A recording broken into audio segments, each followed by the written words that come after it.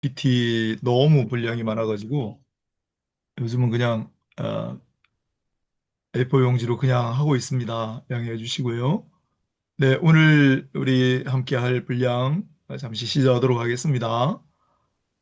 그리스도교의 훈련 오늘 이제 처음 오신 분이 있어가지고 코펜하겐 1850년도에 있는데 정확하게 쓰기 시작한 거는 1848년 5월부터 집필을 시작했다고 합니다.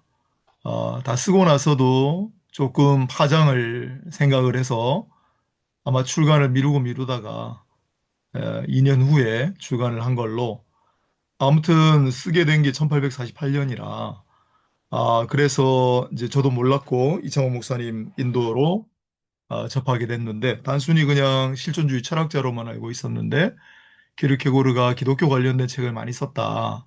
특히 본질 또 제자도 관련된 내용들이다라고 말씀을 하셔서 눈여겨보게 됐고 찾아보니까 이 그리스도교의 훈련 이 책을 기화로 이런 일련의 저작을 제2의 종교개혁서다라고 높이 평가하는 그런 측면이 있습니다.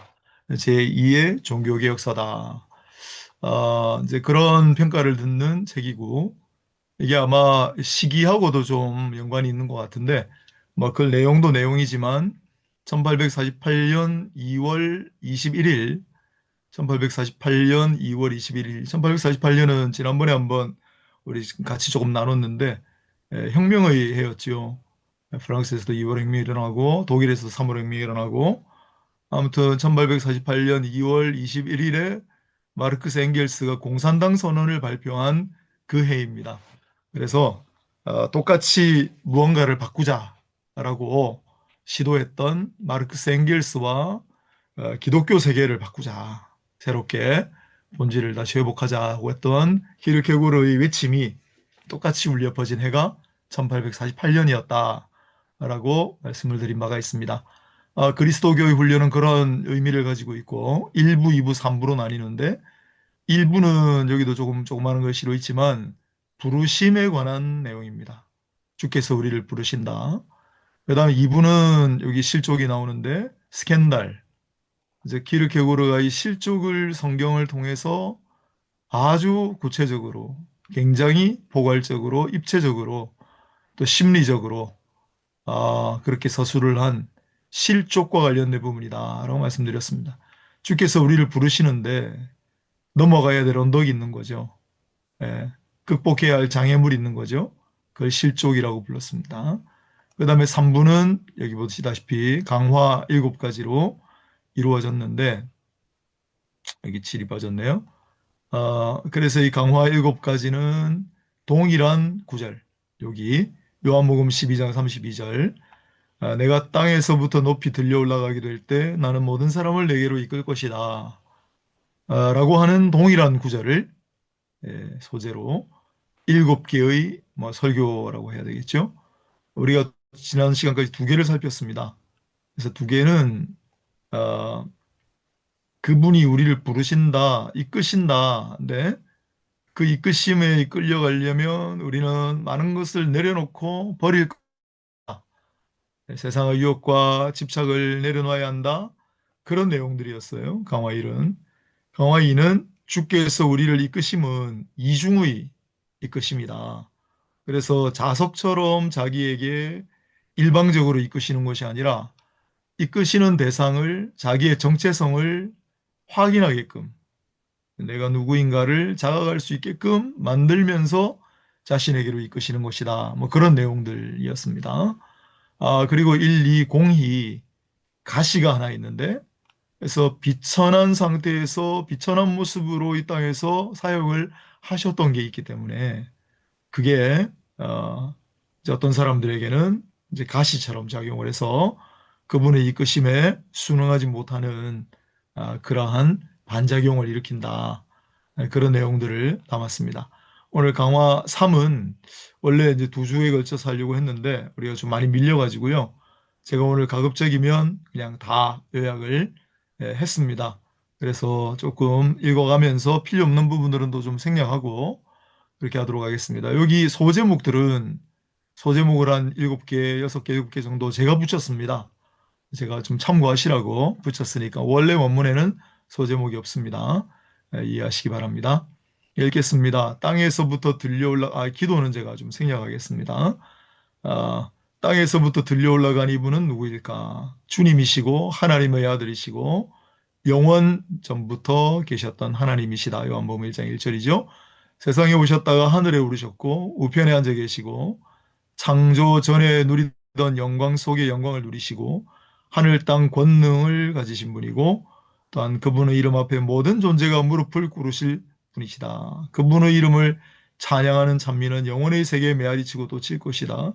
모든 거룩한 전사를 거느리고 구름을 타고 와서 세상을 심판하고 나타나실 것을 믿고 고대한 사람들을 구하실 것이다. 재림하실 분이다. 전능자시다. 우리의 구원주시다. 그런 내용들을 진술을 해놨네요. 자, 그분에 관해 달리 알려진 전혀 성질이 다른 게 하나 있다. 비천한 사람의 모습이셨다는 거죠. 그분은 사생아로 태어났다. 네, 뭐 고신이나 저는 합동인데요. 통합은 잘 모르겠습니다만은 우리 쪽에서 이런 얘기하면 굉장히 이제 아슬아슬한 얘기입니다만 부친이 당시 자기 생각대로 일을 처리했더라면 착한 마음씨 때문에 부인을 쫓아내지는 않겠지만 파혼해도 무방했을 그런 상황이었죠. 피를 나누지 않은 자식에 대한 아버지로서의 배려와 희생은 친아버지와 다를 바 없었다. 반대로 어린아이가 속하게 된 민족은 한결같이 잔인한 의붓아비처럼 굴었고 누구도 이 아이를 인정하려 들지 않았죠. 불쌍한 새처럼 같은 피를 나눈 존재라는 사실 견디지 못하고 결국 생명을 빼앗아 동포의 연줄마저 끊어버리는 것이 첫째가는 관심사요 생존을 건 요구의 대상이 된 그런 분이죠. 네. 이 역사, 끝내는 죽음으로 끝나는 끊임없는 학대의 역사, 순환 자체라고나 할 이 역사야말로 그분의 생애였습니다. 어떤 시기에는 영광도 있었어요. 하지만 이 시기조차도 오해라는 고문으로 들볶았다. 영광의 절정 같아 보이는 순간에도 폭발할지 모르는 화산 위에 있는 것과 같았다. 영광이라고는 해도 다른 무언가를 지니고 있었는데 추락의 공포, 늘 음산한 기운이 항상 같이 있는 한 여인이 값진 향유를 그분의 머리 위에 부은 사건과 같이 이중적 의미를 내포한 영광이었다. 죽음을 예표하잖아요. 이 사건이 즐거운 연애 속상에서 벌어졌지만 나의 장래를 위하여 한 것이다.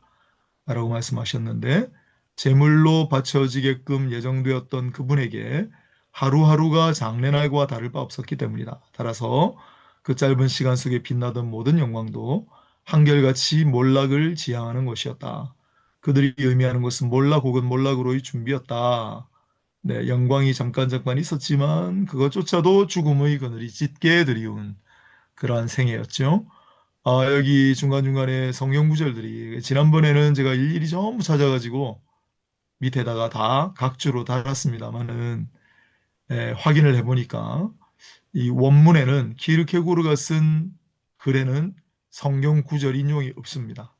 아마 이제 그 이후에 연구한 분들이 달아놓은 것 같아요. 그래서 저도 그냥 픽싱하고 각자 궁금하신 분들은 성경을 참고하십시오. 자, 그 다음에 왕입니다. 하나님의 아들 비천한 모습 그리고 왕. 그분은 왕이 될 수도 있었다. 하지만 세상 왕과는 달랐죠. 왕이 된다는 자체에 관심이 없었고요. 엄숙한 사명, 희생의 제물이 되기 위한 하나의 단계. 만약에 왕이 되어도 그런 정도의 의미. 그런데 거룩한 맹세를 하고 가난 속에 살고 있는 사람에게 온갖 재물을 제공하려는 것과 마찬가지로 그분에게 왕직을 수여한다는 것은 어리석은 것이죠. 가난하기로 맹세한 사람에게 무슨 소용이 있겠습니까? 일체의 세속적인 것에 무관심한 분에게 왕의 권력이 무슨 소용이겠습니까? 그분이 속하고 있던 작은 민족은 선민이라고 부르고 있었는데 당시 외국의 지배, 로마의 제국 지배하에 있었기 때문에 당연한 일이지만 모든 사람이 증오할 멍에를 벗어버리려 애타 있었죠. 그래서 예수님이 왕으로서 필요했던 거죠. 그러나 보라, 납세에 관한 일문일답을 통해 그분을 함정에 빠뜨려 그의 의사 여부와 상관없이 강압적으로 한쪽 진영을 택하는가를 드러내게 하기 위해 납세용 원전을 그분에게 내어 보였을 때 결말은 어찌 되었던가. 이런 건 제가 그냥 웬만하면 다 인용을 합니다. 마치 기르케고르가 우리 옆에서 친히 말하는 것처럼 좀 실감을 살리기 위해서 세상의 열렬한 당파심이여, 비록 그대의 이름이 신성한 애국심으로 불리울지라도 그대에게는 그분의 무관심을 사로잡을 만한 힘이 없다. 이게 무관심은 아마 거기에 대한 집착이 없는 조국 애국심을 넘어선 상태, 인류애로 오셨기 때문에 그런 내용이겠죠. 이 은전에 있는 것이 누구의 조상이 가이사의 것이다. 가이사의 것은 가이사에게, 한없는 무관심이요, 가이사 이름이 헤롯이든 샤르마나셀이든 로마인이든 일본인이든, 이게 특이했어요. 네, 일본을 거론한다는 거. 그래서 우리 지난번에 대마도도 갔다 왔습니다만 일본과 관련된 많은 논의들이 있습니다. 동신서만 해도. 그래서 그 당시 일본의 어떤 경제력이라든지 그런 내용들이 지금 많이 설왕설래되는데, 아무튼 키르케고르가 일본인을 알고 거론했다는 게 참으로 독특합니다. 그분은 한없이 무관심하시다. 그러나 다른 면에서는 일본이 메이지 유신을 하기 전이잖아요, 이게. 1848년 작품이니까. 1868년에 메이지 유신했으니까 일본이 문호를 개방하기 전에 벌써 일본을 이제 인용을 하고 있네요. 그러나 다른 면에서는 그분은 하나님과 황제 사이에 10년 같은 무한한 차이, 인간의 왕이라도 그분은 하나님이시니까요. 사람들은 이 둘이 무조건 직접적 연관성이 있고 경쟁적 관계라고 여기며 하나님을 일종의 가이사처럼 혼동하고, 그래서 로마 황제와 하나님을 왕과 왕으로서 경쟁 관계로 비교를 하고 있죠. 말이 안 되는 얘기인데, 처음부터 하나님을 암암리에 매장하고 세상의 어떤 것과 바꿔버린 것이다. 그러나 그분은 무한한 차이를 밝히시고 깨닫게 하셨죠. 그게 가이사의 것은 가이사에게. 그래야만 하나님께 하나님의 이것을 돌려드릴 시간을 더 할애할 수 있기 때문이다. 그럼에도 불구하고 사람들은 여전히 이해하지 못하고 왕으로 추대하고자 했습니다. 정치적인 메시아를 강요했죠. 하나님께. 오해. 그렇게까지 오해를 받다니 무슨 순환이란 말인가. 그분은 모든 일에 오해를 받으셨죠. 칼날 같은 오해가 십자가에 매달리지 않는 날이 하루 한순간도 없었다. 키르케고르는 자신을 항상 시인이라고 얘기합니다. 여러 가지 의미가 있다는 걸 조금씩 깨달아가요. 신이라고 하는 거는, 이 키르케고르의 신앙은 이성적 신앙이라기보다, 의지적 신앙이라기보다 감성적 신앙입니다. 예, 그래서 파토스에 기반한 신앙. 그걸 이제 시인이다라고 얘기할 수 있죠. 그 다음에 과연 시인이다라고 이야기를 해도 될 만한 게, 오늘 우리 본문에도 좀 많이 나옵니다만 비유를 정말 잘 써요. 이야기를 정말 잘 만들어냅니다. 그리고 그 표현이 이런 것도요. 무서운 칼날 같은 오해가 십자가에 매달리지 않는 날이 하루 한순간도 없었다. 너무 좋은 표현 같아요. 칼날 같은 오해가 매일 십자가에 매달렸다. 십자가에 매달리지 않은 날이 하루도 없었다. 네.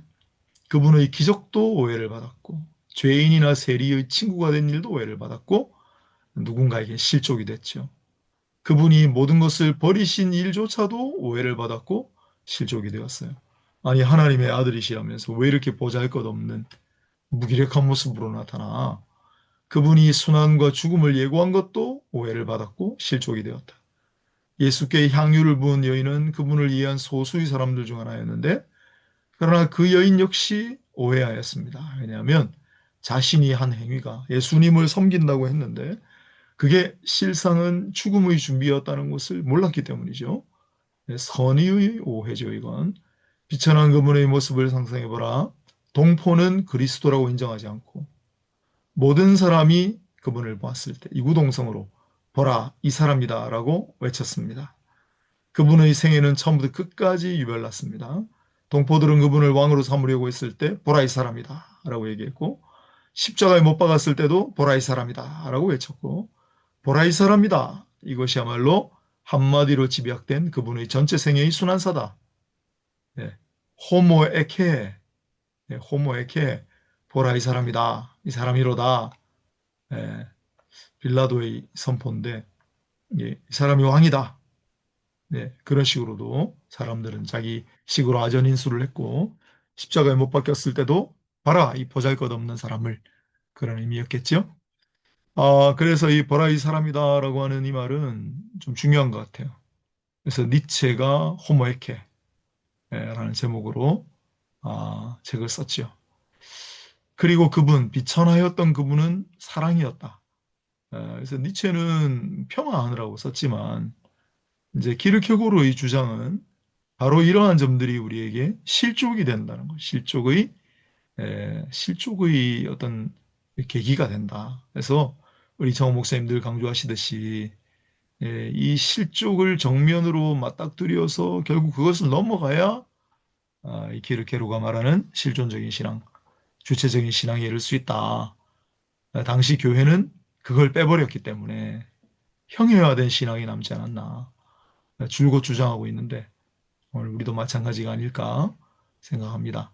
그리고 그분 비천하였던 그분은 사랑이었다. 그분이 원하신 것은 인간을 구하는 일.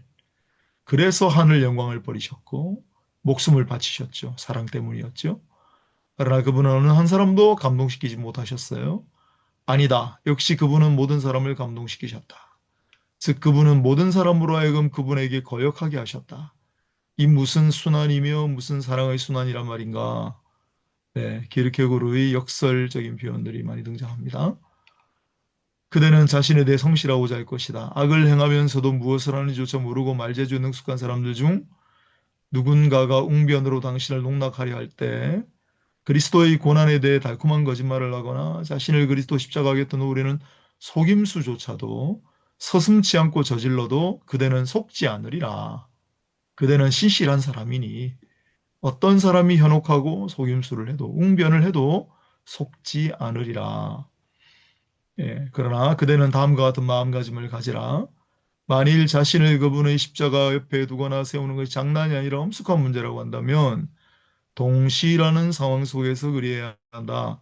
동시대성, 동시성, 키르케고르가 굉장히 강조하고 반복적으로 나오고 우리 이 목사님이 또 굉장히 강조하는 동시성, 동시대성 또 나옵니다. 거기에서는 실제로 그분의 고난에 동참하는 경지에까지 이른다. 이제 오늘 처음 이제 좀 보시는 분들을 위해서 조금 보충 설명을 하자면 그냥 예수님이 2000년 전에 고난 당하셨지. 책에서 읽었던 이야기들, 나와는 아무런 관련이 없는 그런 것이 아니라 정말 내가 지금 바로 똑같은 시간에 내지는 정말 그리스도의 고난이 지금 일어나고 있는 그러한 사건인 것처럼 그렇게 대해야 된다고 강조를 하고 있습니다. 그래서 형해화된 신앙, 그냥 교과서적인 신앙, 그냥 습관화돼 버린 신앙을 탈피하자 그런 얘기를 많이 하죠. 바꾸나 말하면 그분의 십자가 옆에 고찰하는 것이 아니라 그냥 고찰하는 거. 여기도 아까 전에 제가 그냥 넘어갔습니다만 고찰자로서 거기 서서 그냥 세계 역사나 인류 등을 전망하는 가만히 관망하는 신앙. 그냥 역사 속에서 배운 신앙. 그건 안 된다는 거예요. 그러므로 그대는 장난을 집어치우고 참으로 엄숙한 문제와 씨름할 생각이라면 그분의 일을 고찰의 대상으로 생각하는 일은 집어치우고 반대로 오히려 우선 그대 자신의 일을 그대가 생각만이라도 그분과 동시대 사람이 되어서 살려고 생각하라. 이 광경이 그대를 감동케 하지 않는가? 여기에서는 눈물이 흘리지 않고 필요 없고 오히려 고약한 것이다. 그대가 자기 자신 때문에 흘리는 눈물이 아니라면 말이다. 진정한 감동이라 눈물이 아니고 진지하나 행위, 즉 어떻게 해서든지 그분과 똑같이 고통을 겪으려는 의지를 품게 하는 것을 말한다. 그대는 자신의 의지에 거슬리는 행위를 강요당하지 않는다. 그러나 그대의 의지가 그대에게 대들며 나는 그럴 수밖에 없다. 이 광경이 나를 감동시켰기 때문이다. 라고 말하게 된다면 그대는 복이 있다. 그래서 요즘 제가 좀 많이 관심을 가지고 있는데요. 결국은 고통, 고난 당하는 자는 복이 있다. 고난의 복음입니다. 우리가 잃어버린 거. 나를 오해하지 말라. 그것은 그대의 명예와 관계되는 문제다. 원치 않고 그대에게 걸머질 수 없는 짐이 될 것 같으면 마음대로 해라. 그렇게 하면 그대는 그대의 명예에 관계되는 문제를 그대 자신 짓밟아 버리는 일을 의미할 뿐이다. 그러는 편이 그대에게는 견디기 쉽단 말인가? 당신 마음에 달렸다. 하지만 정말 중요한 것을 버리는 거다. 진짜 그게 당신이 원하는 건가를 한번 생각해 봐라. 그런 얘기입니다. 비유가 등장합니다. 사랑하는 사람의 비유.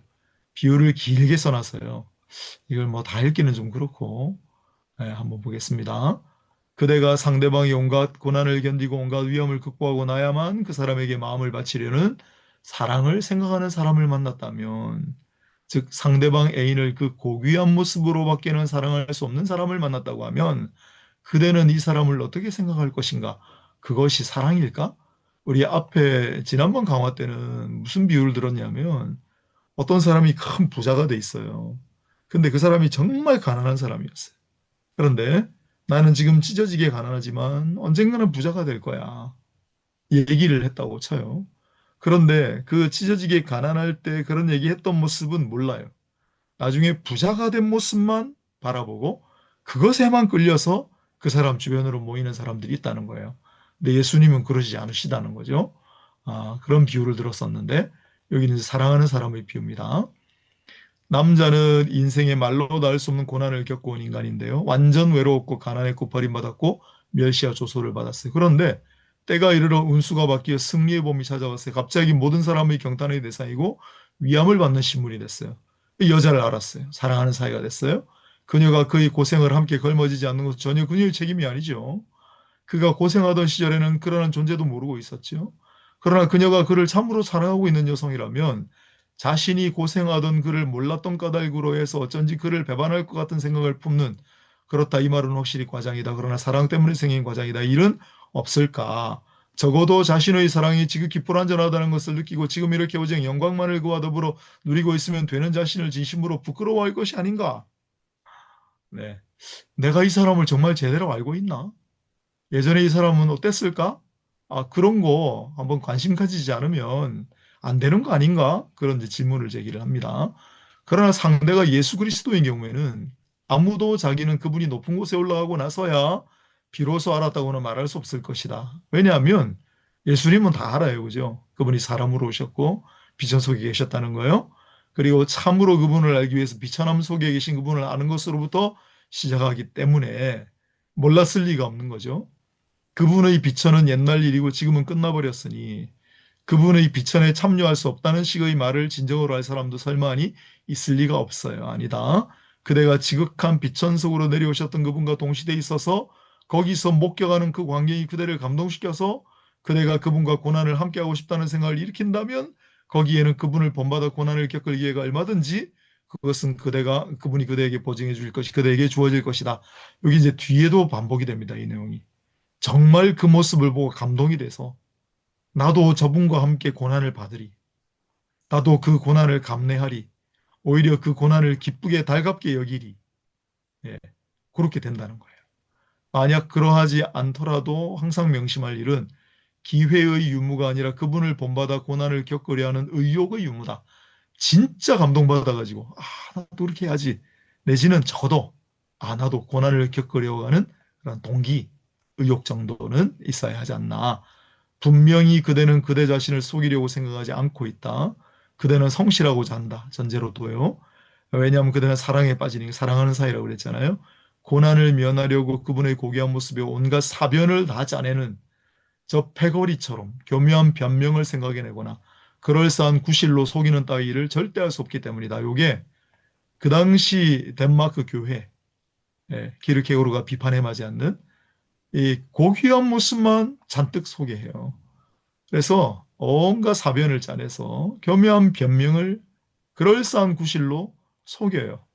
예, 고난을 얘기하지 않아요. 고통을 얘기하지 않아요. 고난에 동참하는 걸 얘기하지 않아요. 예수님이 우리의 실족의 계기가 될 수 있다는 걸 전혀 얘기하지 않아요. 아니다. 그리스도를 사랑하는 사람의 순결한 일편단심은 그런 말재주만 능란한 친구들의 도움을 하나도 받지 않고서도 그분을 본받아 고난을 겪는다는 것이 어떤 것인지를 가장 쉽게 알 수 있다.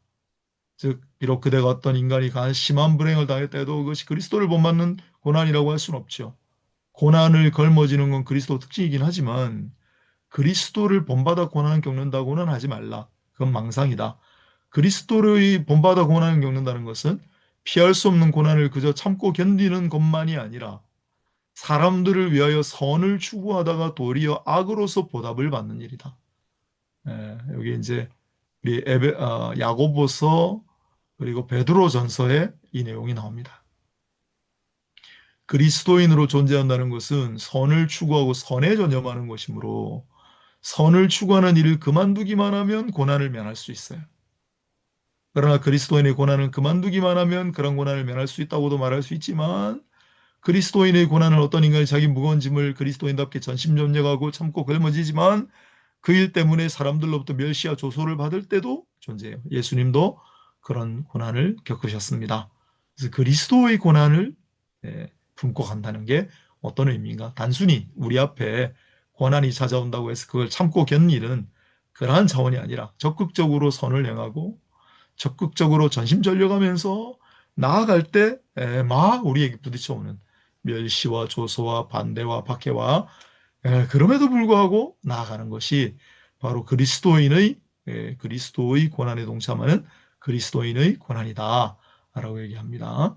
비천하신 그분에게 주목하라. 다시 한번 비천하신 그분에게 주목하라. 이 모습이야말로 설교의 주제가 되어야 하기 때문이다. 이 광경이 그들을 사로잡아서 온갖 고난에 참여하고 싶다는 진정한 염원이 마음속에 일어난다면 그분과 더불어 고난을 겪으라고 권하겠다.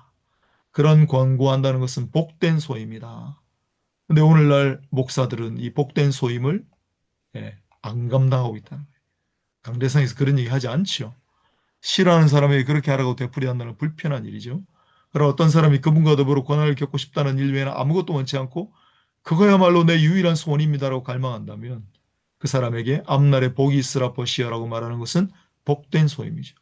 또한 뭐뭐 하라고 말하는 것도 격에 맞습니다. 열렬하게 추구하는 사람에게는 명령 따위는 무의미하고 오히려 거룩하고 청결하게 하는 힘으로서 작용한다. 즉 열성에 섞여들기 쉬운 분별 없는 경솔이나 주제 없는 과장이나 공직에 대한 더러운 생각이 스며들지 않도록 떨쳐버리는 작용. 이미 내가 이제 고난에 동참하리라.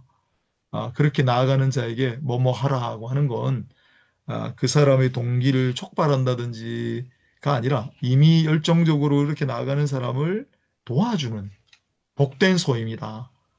온갖 더러운 것들이 침투하지 못하도록 떨쳐버리는 작용을 하는 이게 목사가 감당해야 될 소임이라는 거예요. 설교자가. 그렇다면 이제 다시 한번 비천하신 그분의 눈을 돌려보라. 이 광경은 어떤 반응을 불러일으키는 것일까? 비천한 모습의 그분을 볼 때 어떤 마음이 들까요? 예. 정말 나도 저 모습에 동참해야지. 나도 진짜 저렇게 돼야지. 가 아니라 그냥 예수님의 고난, 그건 타성적이고 습성적인 태도라는 거예요. 그런 건 다 버려버리라는 거예요. 한 어린아이의 도움을 받아 보기로 하자. 어린아이의 비유가 나옵니다. 어린아이의 비유가 나옵니다. 자, 이제 그림인데 나폴레옹의 그림을 보여주고 비렐름 텔의 그림을 보여주고 마지막으로 십자가 못 박힌 인간의 모습을 담은 그림을 보여주면 아이가 물어볼 거예요. 아니, 이 나폴레옹 황제는 영웅이고 비렐름 텔도 소설에 나온 사람이지만 아주 위대한 아버지예요. 위대한 용사예요. 그런데 이 십자가에 못 박혀 매달린 이 사람은 왜 도대체 이 그림을 같이 걸었어요? 그러면 설명을 해줘야 되겠죠. 가장 가혹한 십자가형으로 원래는 흉악한 죄인에게만 적용한 사형 방법이야. 그 애가 어떻게 생각할까요? 깜짝 놀라겠죠. 어떻게 그런 거를 이렇게 이 그림사에 끼워놨어요? 그런데 유대인의 소망이 묵살된 채로 그분의 십자가 위에 유대인의 왕이란 명패가 걸려 있었듯이 이제 해마다 발행되는 이 그림은 인류의 소망이 묵살된 채로 결코 지워버릴 수 없는 기억을 표현하고 있기 때문이다. 그런 모습으로 밖에는 그분을 그려낼 수가 없을 것이다. 그리고 그분을 십자가에 못 박은 것이 지금 이 시대 사람들인 것처럼 그 십자가의 모습이 현대화되어야 할 것이다. 그때 당시에 유대인의 왕 명패를 걸고 십자가에 못 박혀 매달리신 예수님. 그런데 이제 해마다 그 모습을 우리가 상기해야 된다. 하는 얘기입니다. 그때그때의 현대가 다음 시대 아이들에게 목전의 일인 것처럼 그림을 보여주고 그런 일이 어떻게 해서 이 세상에 일어나게 되었는지를 목격자 입에서 나오듯이 새롭게 알려주어야 할 것이다. 그러면 그 이야기를 듣고 알았을 때 비로소 세상과 자기 자신이 서글프고 무섭게 느껴질 것이다. 조심스럽습니다. 요즘은 이제 막 그런 십자가 저형 장면 담은 막 그런 거 보여주거나 영화를 이제 틀어주면 아마 아동학대죄로 고소가 들어올지도 모르겠어요. 이 어린아이는 특유 호기심으로 이 사람 누구예요? 뭐 때문에 이렇게 됐지요? 라고 말할 거다. 그때 이 매달린 사람이 구세주라고 말해줘라. 예. 그리고 애가 못 알아듣겠죠. 이해를 못 할 거예요. 그러면 모든 인간 중에도 가장 사랑이 깊었던 사람이라고만 가르쳐줘라. 네. 이런 이야기조차도 통째로 외워버리는 장사꾼 세상에서 한 번도 들어본 적이 없고 그런 일이 있을 수 있으리라는 걸 전혀 모르는 어린아이에게 이렇게 그림을 보여주고 궁금해하는 아이에게 이분이 구세주신데 세상에서 가장 사랑이 깊었던, 그리고 이분이 이렇게 된 것은 바로 우리를 사랑해 주셨기 때문이야. 그 이야기를 해주라는 거예요. 그러면 그런 모습은 어린아이의 마음에 어떤 반응을 불러일으킬까? 아이가 물을 거예요. 그런데 어째서 모두가 그 사람을 그렇게 대했지요? 보라, 이제 그 순간이 찾아왔다. 그대 이야기가 어린아이에게 지나치게 강한 반응을 불러일으키지 않았다고 하면 이제 높으신 곳에 계신 그분에 관해 이야기를 해주고 그분이 높은 곳에서 모든 사람을 그분에게로 이끄신다고 가르쳐주라. 이 높이 계시는 분이 십자가에 못 박히신 분이라는 것을 말해주라. 그분은 십자가에 못 박혀 돌아가셨지만 지금은 높이 계셔. 그리고 지금도 사랑으로 우리를 끊임없이 이끌고 계셔. 라고 아이에게 일러주라는 거예요. 이제 지난번에 우리 할 때는 그래서 지금 눈에 보이지 않지만 여전히 높은 곳에서 우리를 이끄신다. 라고 했었죠. 그리고 그 중에 하나가 바로 이제 세례, 성찬, 그런 일들이 우리를 찾아오시는, 우리를 이끄시는 그런 예가 된다고 했습니다. 자, 그분은 비천한 종의 모습을 취하셨고 오직 하나의 일, 앓는 사람, 슬퍼하는 사람, 범민하는 사람, 불행한 사람을 사랑하시고 구원하는 일만 애썼다는 거를 어린아이에게 들려주라. 그리고 한 걸음 더 나아가 그랬는데 그럼에도 불구하고 가장 가까운 사람도 배반하고 모두 다 배신하고 떠나버리고 또 끝까지 십자가에 못 박힌 상태에서조차 조롱하고 모욕을 당했다. 예. 그러나 그 순간에도 돌아가시면서까지 그들을 위해 기도하고 하늘에 계신 아버지께 그들의 죄를 사해 주시를 간구하셨다는 이야기를 들려주라. 생생하게 들려주라. 그때 전해 내려온 사건은 하나도 잊어버려서는 안 된다. 들려줄 때는 그것이 옛날부터 전해 내려왔다는 사실은 깡그리죠. 지금 일어나는 일인 것처럼. 그리고 어린아이에게 다음과 같은 사실도 들려주라. 이런 사랑의 사람과 동시대에 살았던 사람 중 악명 높은 강도 하나가 있었고 사형수였는데 민중은 오히려 그 사람, 그래서 사형수, 아주 흉악한 죄인과 아무 죄 없는 예수님을 바꿨다. 그리고 십자가에 못 박으라고 외쳤다는 사실도 들려주라. 그래서 이 예수님은 어떻게 돌아가셨나? 인간 중에서 가장 악질적인 죄인보다도 못한 취급을 받으시며 결국은 십자가에 못 박히셨다. 내가 어떤 생각을 할까요?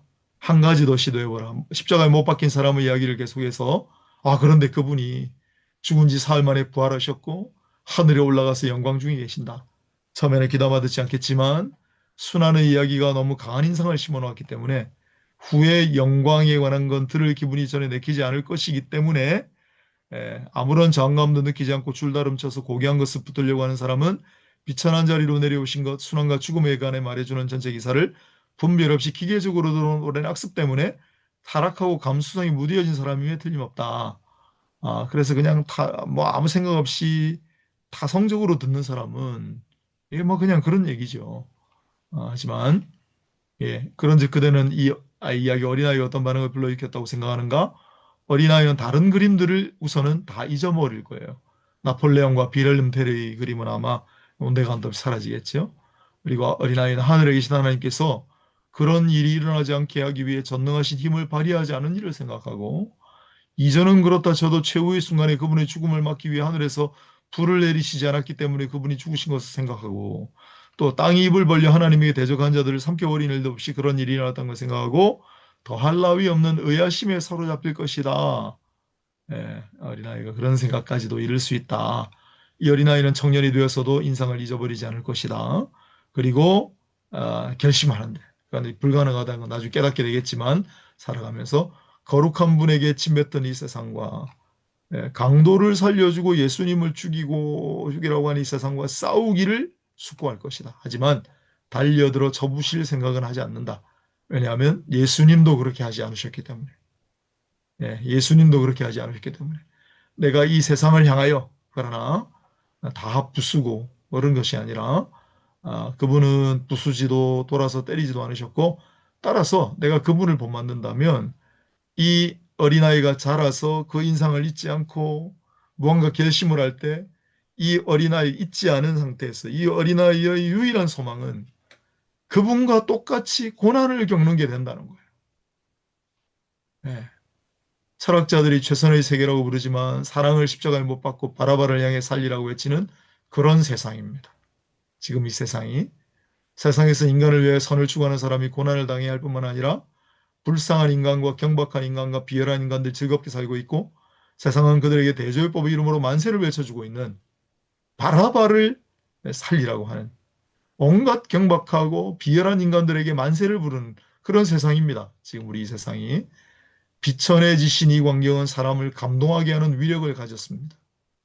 그대도 똑같이 감동시키는 것이 아닐까요? 사도들을 감동시켰어요. 그래서 그들은 결국 바울의 고백이죠. 나는 십자가에 못 박힌 그리스도 외에는 아무것도 생각하지 않고 아무것도 알려고 하지 않으리라. 예수님의 그런 모습을 정확하게 캐치하고 무한한 감동을 받고 나도 본받으리라. 그런 사람들이었죠. 그대도 역시 그렇게 감동받을 수 있겠습니까? 그러나 그렇다고 사도가 될 수 있는 건 아니죠. 단 그리스도인이 될 뿐이다. 진짜 그리스도인이죠.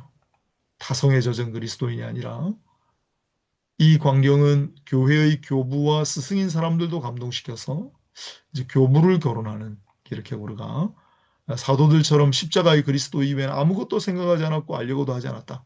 그대도 역시 그와 같이 감동될 수는 없을까?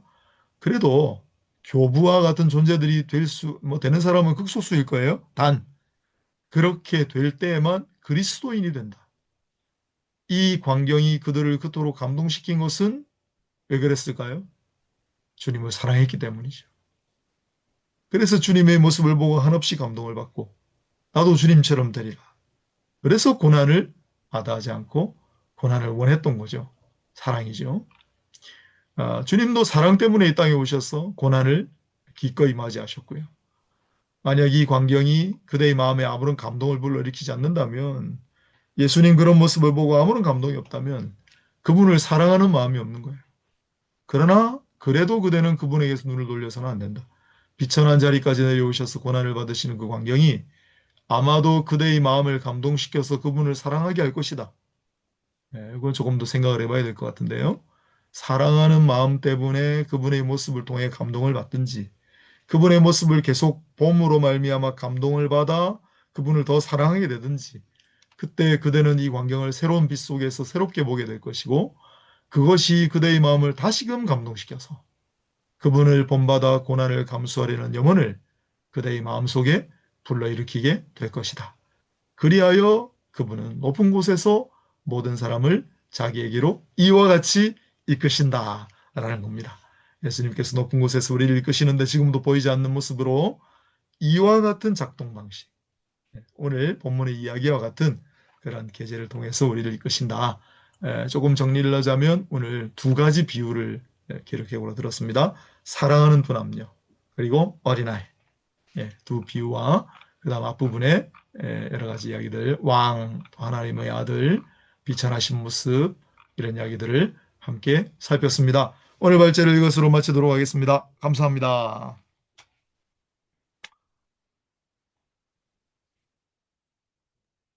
수고하셨습니다. 수고 많으셨습니다. 목이 애쓰셨습니다. 아파요.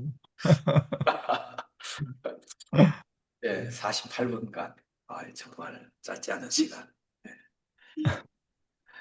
예, 우리가 그리스도교의 훈련이라는 제목으로 우리들이 무엇을 빼먹고 있고 어떤 삶을 놓치고 있는지 그래서 이야기해 주시려고 하는 것이 무엇인지 한 세 가지 정도로 홍 목사님 다시 한번 이 본문 오늘의 본문이 우리들의 삶에 어떤 훈련을 요구하고 계신지 한 세 가지 정도로 다시 한번 정리해 주실 수 있겠습니까?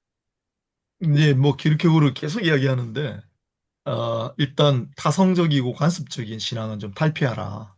심지어 너무 생각하고 연구하고 막 그런 신앙들 말고 정말 생동감 있는 동실의성을 강조하잖아요. 그거 이제 오늘 본문은 조금 그 진실성 이야기하는 것 같아요. 그래서 정말 사랑하는 마음, 정말 그분의 모습, 비천한 모습까지도 사랑하는 마음, 그리고 그 낮아지신 모습을 통해 받는 감동. 그래서 더 나아가 나도 저분처럼 세상이 비록 그분을 십자가에 못 박았지만, 그러나 그분처럼 세상에 대해 복수하거나 세상을 부수거나 하지 않고, 나도 저분처럼 그분처럼 고난을 달게 맞고, 또 선을 그럼에도 행하고, 그렇게 그리스도인으로 서여져 가야 되지 않나. 이제 그런 얘기들을 하고 있는 것 같습니다. 감사합니다. 이창호 목사님, 오늘 혹시 오늘 전체 그리스도교회 훈련 중에 이창호 목사님께서 또 통찰하고 있는 내용들이 있으면 예, 의견해 주시면 감사하겠습니다. 아, 예, 이거는 꼭 헷갈리지 않기 위해서 꼭 짚고 넘어갈 게 하나 있어서 말씀을 드리면요. 그 키르케고르가 쓴 책 중에 두 개의 윤리 종교적 소론이라는 책이 있습니다. 근데 이 책은 굉장히 특이한 게 하나가 있는데 얇은 책이거든요. 그 얇은 책인데 비슷한 시기에 쓰였어요. 1849년경에 이 작품이 나왔는데 이 책은 감형의 작품입니다. 그러니까 후기도 감형의 작품이 다 있긴 있는데 분량이 굉장히 적습니다. 내용은 좀 어려운 편이고요. 그런데 이 저자가 HH가 저자입니다. 근데 HH가 뭐의 약자인지는 분명하진 않거든요. 근데 제가 덴마크어를 이렇게 번역을 하면서 보다 보니까 거기에다가 밑에서 뭐라고 써놨냐면 HH라는 말이 덴마크어로 흰 헤알리의 약자래요. 근데 이 흰 헤알리가 뭐의 약자냐면요. 영광스러운 자들이라는 뜻이랍니다. 그래서 이 영광스러운 자들은 여기서 키르케고르가 누구를 의미하고 쓴 거냐? 순교자를 의미하고 썼습니다. 그래서 이 책은 사실은 가명의 작가 중에서 유일하게 죽은 자가 쓴 글입니다. 굉장히 독특한 방식으로 글을 서술했는데 죽은 자가 유고집으로 남긴 것처럼 책을 서술하고 있습니다. 그래서 이게 왜 제가 이 말씀을 드리냐면 키르케고르의 웬만한 그 일반한 그 사상서에 나오지 않는 굉장히 중요한 키워드가 영광이라는 키워드입니다. 그래서 드레베카파 궁중의 새라든지 이런 작품에 그 하나 사람 그 사람이라는 것이 얼마나 아름다운지라고 제가 번역을 한 그 내용이 원래는 헤알리에서 나온 파생적인 단어거든요. 그 영어로는 글로리오스라고 나와 있는데 이걸 제가 아름다운지라고 제가 이걸 옮겼습니다. 여러 가지 그 미학적인 측면이 있어서 옮겼는데 엄밀하게 얘기하면 그게 영광이라고 하는 키워드거든요. 근데 제가 왜 이 말씀을 드렸냐? 오늘 이 본문은요. 영광은 오직 비천함을 통해서만 계시가 된다는 이야기입니다. 그러니까 이 키르케고르는 예수 그리스도의 그 고귀함이라든지 높으심이라든지 왕적인 그리스도라고 하는 이 모든 것이 그 비천함과 낮아짐을 통해서만 그게 계시가 되고 드러난다. 이게 아닌 그 어떤 그리스도에 대한 설명도 다 허구고 허상이다. 그러니까 이거는 왜 이런 주장을 할 수밖에 없었느냐? 그 당시에 덴마크의 교회는 승리의 교회를 선포했습니다.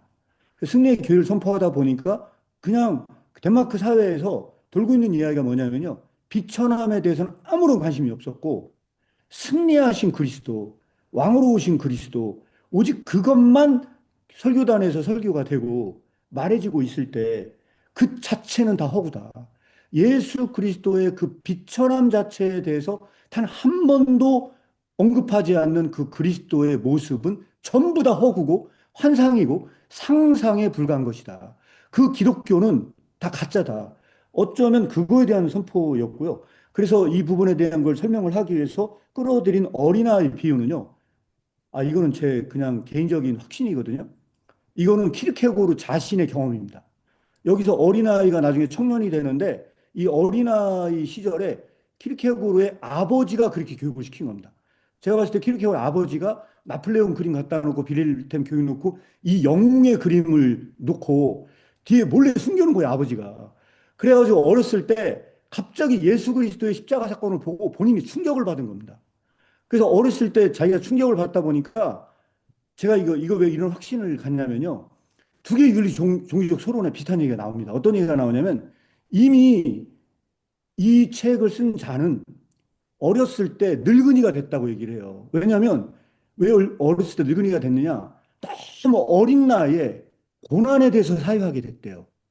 그래서 이미 어렸지만 그는 늙은이가 되어 있었대요.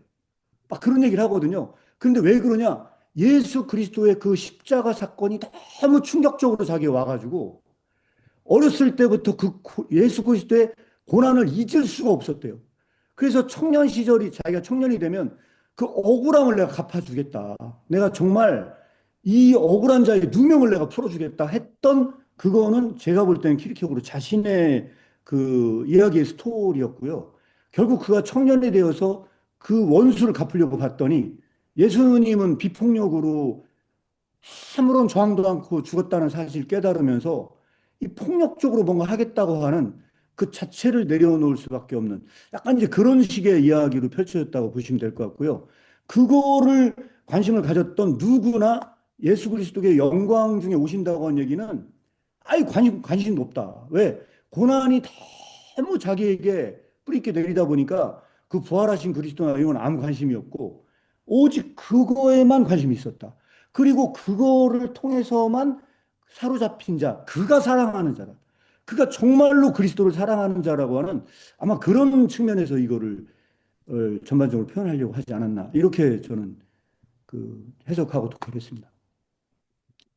네, 목사님 어떻게 부연 설명 들으시니까 발제하시면서 고민했던 내용이 좀,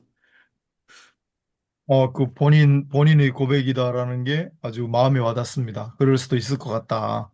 네, 생각이 들고, 그래서 비유를 뭐 너무 안데르센처럼 잘 지어내는데, 오히려 또 생각을 해보니까, 키르케오르가 말하는 많은 비유 같은 이야기들이 자아전적인 고백일 수 있겠다는 생각을 하게 되네요. 네. 네, 저도 부연 설명 들으면서 또 앞에 부분하고 연결해서 피부에 많이 와닿고 감동적이네요. 네, 우리 장 대표님 오늘 공부하면서 혹시 질문거리나 있으면 감동적인 거 말씀해 주십시오. 네, 저는, 여기서 이야기하는 부분 있잖아요. 그러니까 높은 곳에서, 주님께서 높은 곳에서 모든 사람을 이끄신다라고 하는 그 내용을 가지고, 키르케고르가 이걸 이제 고난에 동참하는 거죠, 주님의. 그 고난을 감수하려고 하는 그런 염원을 가지고, 이제 그런 식으로, 높은 곳에서 이제 자기에게로 이끄시는 방식이 있잖아요. 그러니까 이제 그걸 키르케고르가 그렇게 풀어가는 거에 되게 좀 뭐라 해야 되나요? 되게 좀 재밌었습니다. 되게 독특하기도 하고 내용 자체가.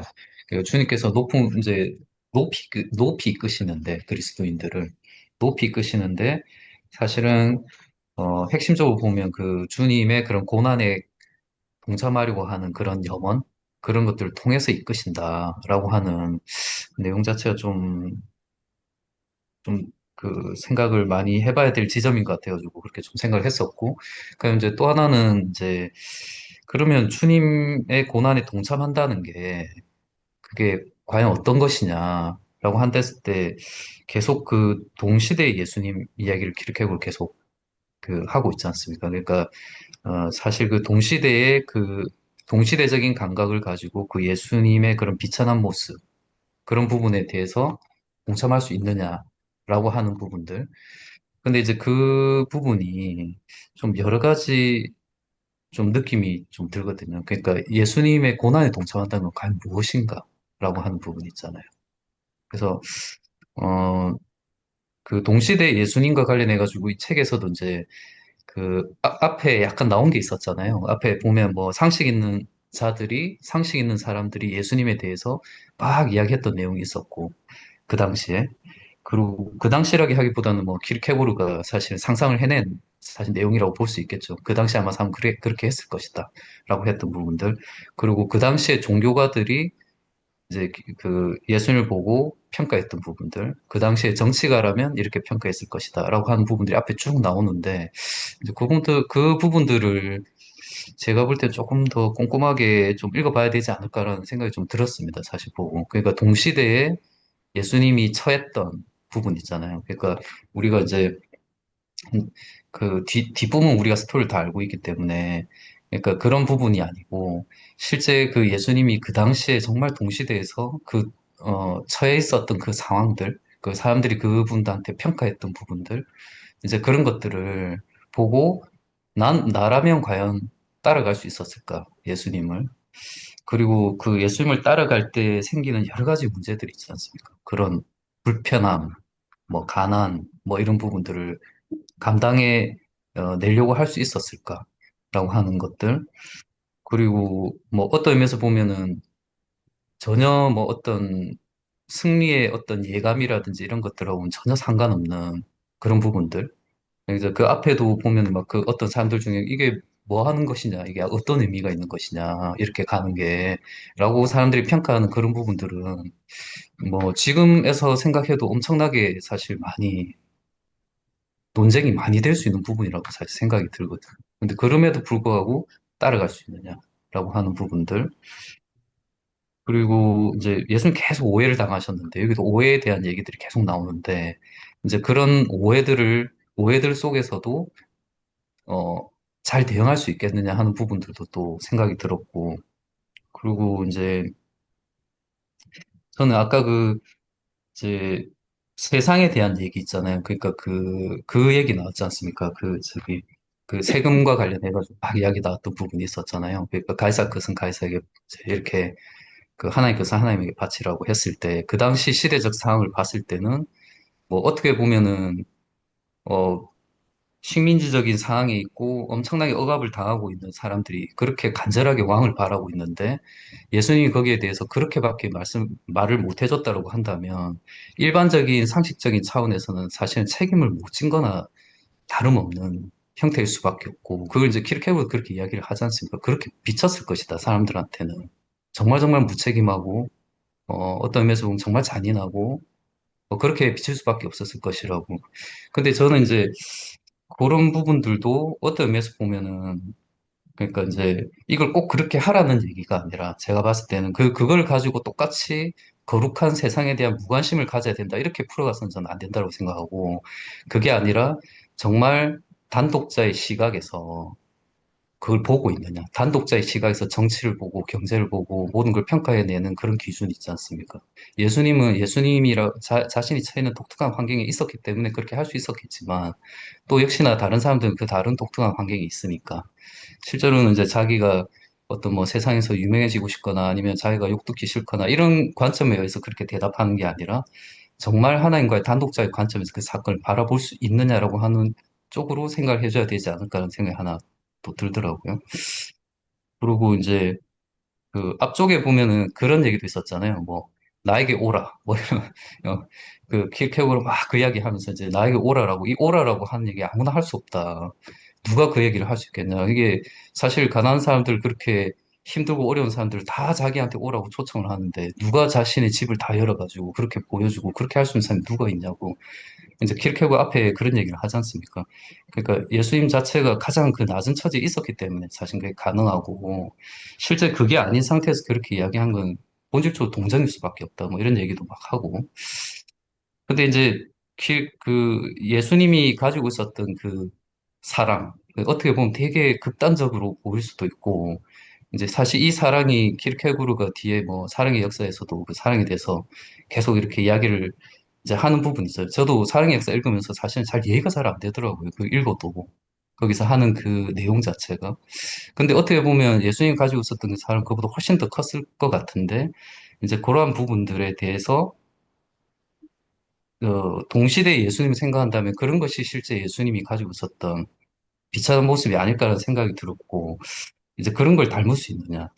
이제 그런 것들을, 뭐, 그런 의미로 좀 봐야 되지 않을까라는 생각이 들더라고요. 그러니까 예수님의 고난을 생각한다 했을 때, 그런, 지금 그 동시대에 예수님이 처했던 여러 가지 그 상황들, 그런 것들을 조금 더, 이제 앞쪽에 쭉 이야기가 나오고 있어가지고, 어떤 면에서 보면 이게 지금 하는 강화 자체가 앞에 있었던 내용들 다 종합해서 뭔가 이야기를 해준다라는 느낌이 조금 들었습니다. 사실 읽으면서. 그래서, 예, 네, 좋았습니다. 네. 장호 목사님 혹시 장 대표님 이야기 들으시고 뭐 포인트를 좀 정리해 줄 수 있겠어요? 아, 명확하게 좀 구분을 해야 될 점이 하나 있다고 생각을 하는데 그게 뭐냐면요. 저는 키르케고르 전체 작품에서 얘기하고 있는 것 중에 하나가 뭐냐면 정치와 종교의 무한한 분리다. 기본적으로 여기서 얘기하는 가이사의 것은 가이사에게라고 해서 킬케고 찾으려고 하는 것 중에 하나가 뭐냐면 세상에 많은 사람들은 정치적인 메시아를 요구한다는 그러니까 그 당시에도 정치적인 메시아를 요구했고 그리고 로마에서 해방되는 메시아상을 가지고 있었습니다. 그래서 예수님이 십자가 사건이 벌어졌을 때 정치적으로 예수 그리스도께서 해방될 것이다. 그래서 왕으로 삼으려고 했거든요. 그런데 여기서 무슨 얘기를 하는 거냐? 왕으로 삼으려고 했을 때 도망을 치셨어요. 요한복음 6장 15절에 보면 예수님이 도망을 치시거든요. 말이 안 된다는 거예요. 그래서 자기 시험을 위하여인가 스스로 판단하여 본 그런 말이 나와요. 그래서 예수님이 나중에 잡혀간대요. 누가 봐도 뻔하대요. 왜냐하면 거기에서 잡혀갔을 때 거기에서는 절대로 왕이 될 수 없는 그 상태에서 물어본대요. 빌라도가 물어본대요. 네가 왕이냐 물어본대요. 그랬더니 거기서 뭐라고 하냐? 그렇다라고 얘기한대요. 그러니까 거기서 뭐라고 얘기하냐면 정말로 이때는 왕이라고 말하면 안 되는 그 시점에서 그렇게 말하면 죽을 수밖에 없는 그 시점에서 그렇다라고 말을 한대요. 그때 같이 있었던 제자들은 붕괴한대요. 그러려면 그렇게 말하려면 진작에 인기 있었을 때 오병이어의 기적을 베풀어서 왕으로 세우려 그때 했어야지. 그때 쿠데타를 일으켰어야지. 지금 절대적으로 지금 불가능한 이 시점에서 그렇다라고 하면 죽으려고 환장한 거지. 이게 말이 되냐. 막 그렇게 얘기를 하거든요. 그러니까 여기서 제가 드리고 싶은 말씀이 뭐냐면요. 예수 그리스도께서 실제적으로 왕이라고 하는 것은 제자들이나 동시대성에 있었던 그 사람들이 원했던 그 메시아는 분명히 아니다. 이건 다르다라는 거예요. 그래서 지금 이 작품으로 제가 말씀을 드리자면 요한복음 13장하고 관련이 깊습니다. 왜 그러냐면 요한복음 13장에 불안의 개념에 뭐라고 얘기를 하냐면 가장 예수 그리스도께서 불안해한 장면을 13장 27절로 불안의 개념이 마지막에 나와요. 뭐냐면 그때 가룟 유다에게 조각을 받은 후에 예수께서 속히 하라 할 때가 가장 불안했다. 그러니까 뭐냐면 하나님 어찌하여 나를 버리셨나이까라든가 아니면은 땀방울이 핏방울이 되도록 기도했던 겟세마네 기도 동산에서 그리스도께서 불안했던 게 아니고 가장 극한의 불안은 가능성이 최대치에 이르렀을 때. 그 가능성이 최대치에 이르렀을 때가 가룟 유다가 받아먹고 그 일을 속히 하라. 이때가 가장 불안했다고 설명을 하는 거거든요. 그런데 그 다음 사건에 이런 말이 나와요. 그 조각을 받고 배신했던 그 밤에 내가 영광을 받았다. 내가 지금 영광을 받았다. 자, 그러면 여기에서 이게 사실은요, 키르케고르는 무슨 얘기를 하는 거냐? 그 낮아짐의 상황에서 영광이 계시된다. 자, 여기서 이게 나중에 이제 어디로 넘어가냐면요. 예수 그리스도께서 십자가에 달리세요. 그래서 그 십자가 자체가 영광으로 나타나는데, 그 십자가가 영광인데, 그때 거기에 패가 뭐라 부냐? 유대인의 왕이라 붙어요. 그런데 그때 그 유대인들은요, 그 팻말을 쓰는 걸 거부해요. 그게 요한복음에만 나옵니다. 이 팻말 쓰지 말라고. 이 팻말 쓰면 안 된다라고 얘기했을 때, 그때 빌라도가 뭐라고 하냐? 내가 쓸 것을 썼다. 이 사람은 정말로 왕이다. 그러니까 여기서 중요한 뭐냐면요. 그들이 원하는 메시아상은 예수 그리스도에 거부했다는 거예요. 예수님은 그걸 거부했어. 야, 난 니들이 원하는 그런 왕으로 온 게 아니야. 다 거부했다는 거예요. 그런데 빌라도가 뭐라 하냐? 나는 내가 쓸 걸 썼다고 했을 때 정말로 십자가상에서 영광이 드러났다. 그게 아이러니하게 유대인의 왕이라는 그 패가 붙었다는 거예요. 지금 이 본문의 얘기는 사실 그거와 관련이 굉장히 깊습니다. 관련이 깊고 이런 방식으로 그 영광이 계시가 돼. 근데 여기서 되게 중요한 게 뭐냐면요. 그 고난을 원하는 자, 예수 그리스도께서 그 고난을 원하는 자는 그 고난 속에서 그 영광이 보인다는 거예요. 그러니까 여기서 그게 되게 중요한 게 뭐냐면 그리스도께서 그 사람을 이끈다는 이야기는 그 고난이 없어진다는 게 아니고 그 고난을 원한다는 거예요. 고난을 없애게 해주세요가 아니고 그 그리스도의 고난에 동참하고 싶어 한다는 거예요. 근데 그 동참하고 싶어 할 때 그게 진짜 사랑이야. 그리스도를 사랑하는 거야. 그게 사랑이지 다른 게 사랑이 아니야. 그런데 그때 그 예수 그리스도와 같은 마음을 품은 사람, 그 사람에게 그 영광이 계시돼서 나타난다. 그 높으심이 드러난다. 이 작품은 제가 볼 때 그런 관점으로 해석이 돼야 맞다고 봅니다. 예. 지난번 우리가 공부한 게 이끌림이었잖아요. 예. 예, 이렇게 부연 설명이 도움이 됐기를 서로 공감하면서. 예, 혹시 김선흥 목사님, 예, 오늘 공부하신 내용, 질문이나 뭐 이런 거 있으면 감독이나 말씀하시죠. 여러 가지로 참 많은 것들을 알게 되고 또 생각하게 되는 그런 시간이네요. 왜냐하면 사실 우리가 이제 동시성에 대한 이야기를 하면서 우리가 예수님 시대로 가서 그 시대에 있을 때 정말 예수님을 주님으로 고백할 수 있겠냐 이런 이제 질문, 그 질문을 이제 다시금 해보면서 어떤 생각이 들었냐면 감히 어, 지금 현재 내가 예수님을 주님으로 고백하고 또 참된 기독교가 어떤 모습으로 나아가야 되는지에 대한 것을 이 키엘케고르의 여러 작품들을 통해서 작품을 읽고 함께 이렇게 고민하고 하는 이것을 통해서 어떻게 보면 음, 예수님이 기적을 직접 베푸시는 그 때에도 믿지 않는 사람들이 많이 있었잖아요. 그리고 종교 지도자들은 예수님을 제거하려고 했고, 그런데 오늘 이제 제가 이 스터디 모임에 참여하고 하면서 제 마음속에 아, 너무 감사하다라는 생각이 참 많이 들었거든요.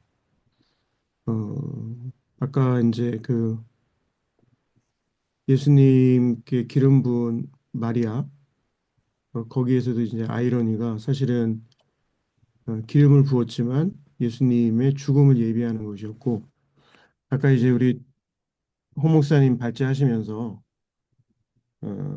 그분은 모든 일에 관해서 그런 식의 오해를 받았는데 무서운 칼날 같은 오해. 그분을 십자가에 매달지 않는 날이 하루도 아니 한 시간도 없었다라고 하는 이 구절이 저에게는 너무나도 좀 이렇게 좀 크게 와 닿았고요.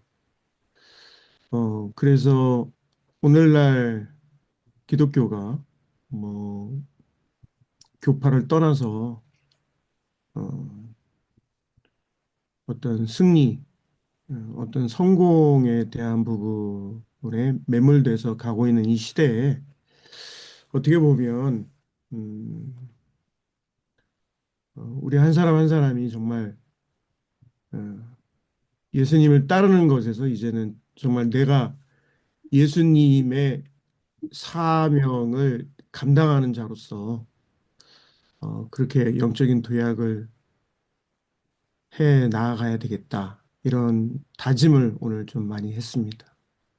네. 네, 감사합니다. 우리 옥보이 선생님, 예,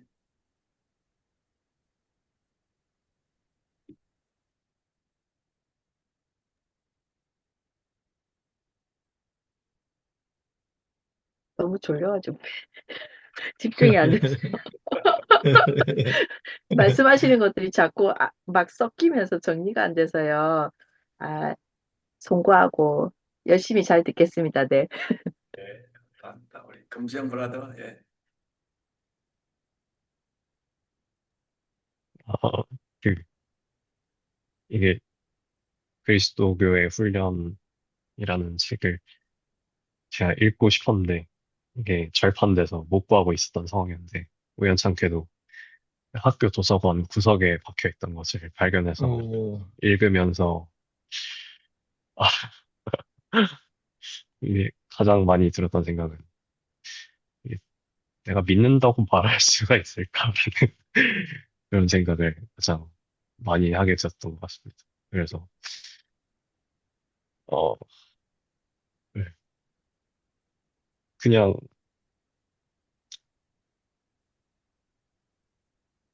그리스도 교회 훈련에서 계속해서 말하는 것은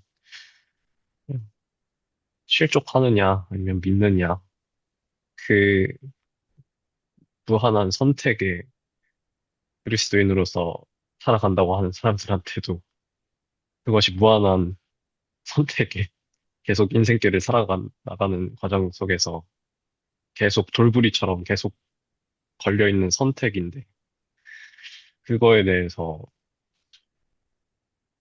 넘어지지 않고 믿는다고 말할 수 있을까라는 그런 생각을 하게 되었고, 그냥, 어, 네, 겸손해질 수밖에 없는 시간이었습니다. 그냥, 네, 이것이 말도 안 되는 일이라는 거를 그냥 무릎 꿇고 그냥 인정할 수밖에 없구나 하면서, 네, 그래서 그냥 기도할 수밖에 없겠다라는 생각을 하게 됐습니다.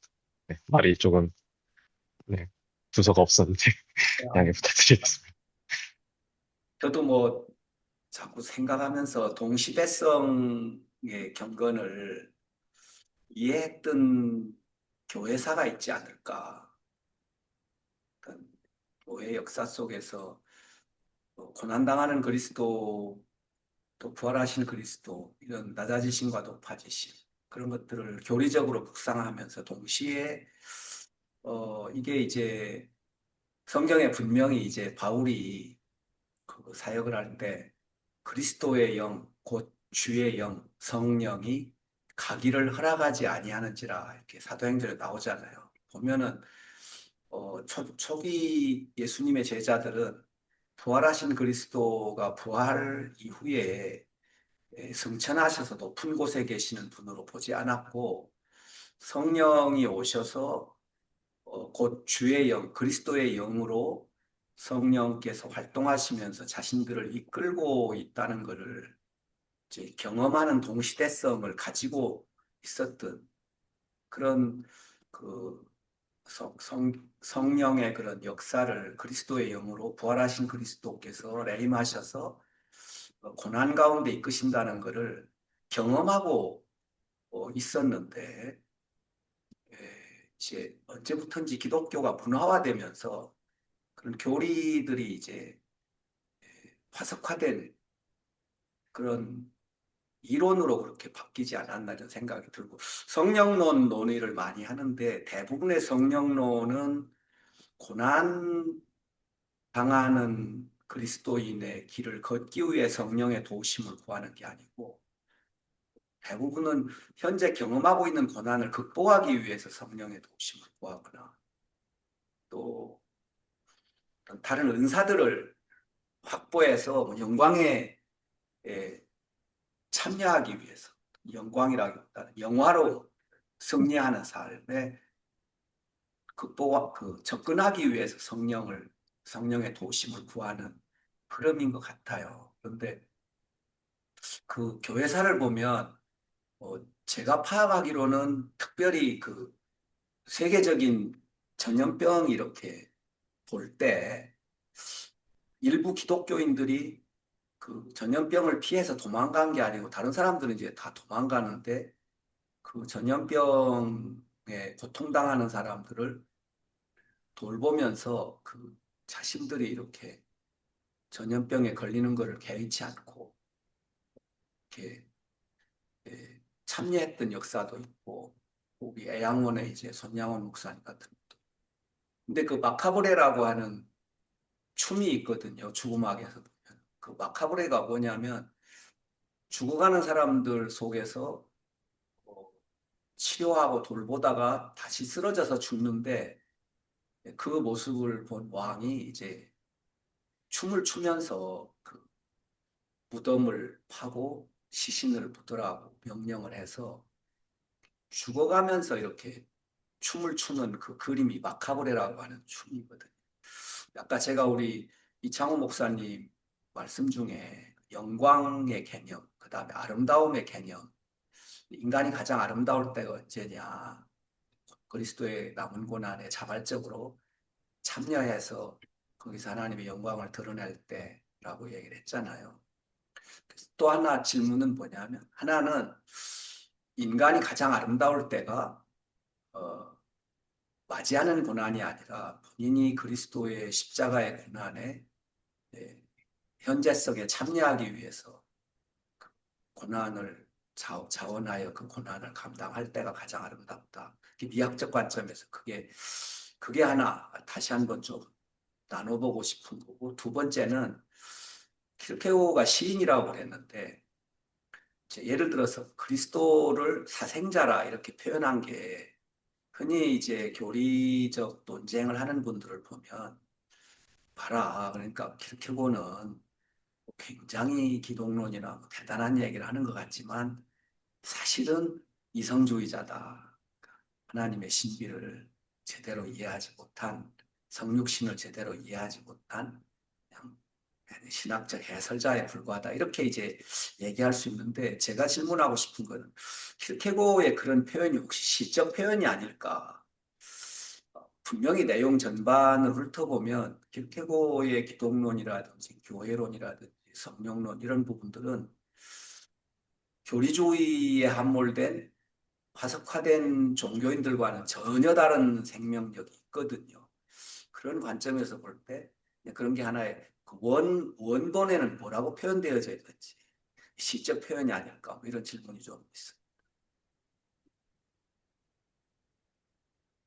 마이크를 키셔야 돼요. 그 사생아라는 표현 말씀하시는 건가요? 예, 예.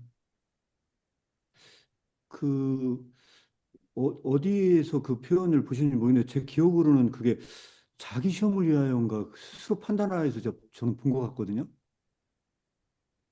네, 그래서 그런 표현이 나오는데 저는 이제 키르케고르가 강조하고자 하는 게 분명한 게 하나가 있습니다. 어떤 거냐면 세상의 주인이었던 분이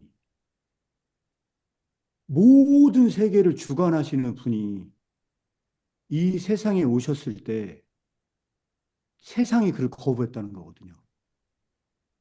그러니까 여기서 제가 정확하게 그 워딩은 제 기억엔 정확하게는 안 나는데 그 사생아 표현할 때도 오직 그런 방식으로 세계의 주인 되신 분이 그 세계에 왔을 때 그 백성들이 그를 거부했다. 그 정도로 그는 버림을 받았다는 거거든요.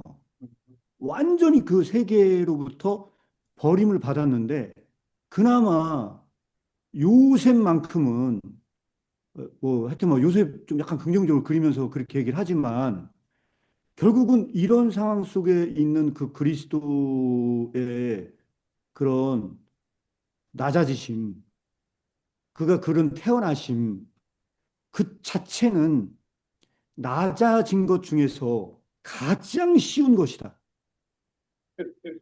그 말구유에 왔다는 것 자체가 세계가 그를 거부한 건데 그 낮아지심 중에서 가장 쉬운 것. 그리고 거기서부터 점점 더 낮아졌다고 설명을 합니다. 그러니까 여기서 제가 봤을 때 이 키르케고르가 강조하려고 하는 건 뭐냐. 그래서 저는 신학적으로 말씀을 드리면 왜 동시대성이 그렇게 중요하냐.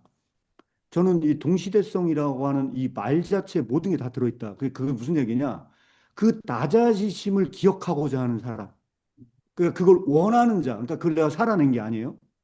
그걸 원한 자에게 2000년 전에 있었던 그리스도 그 사건이 지금, 지금 동시대적으로 그 그리스도께서 나와 함께 하신다는 거예요.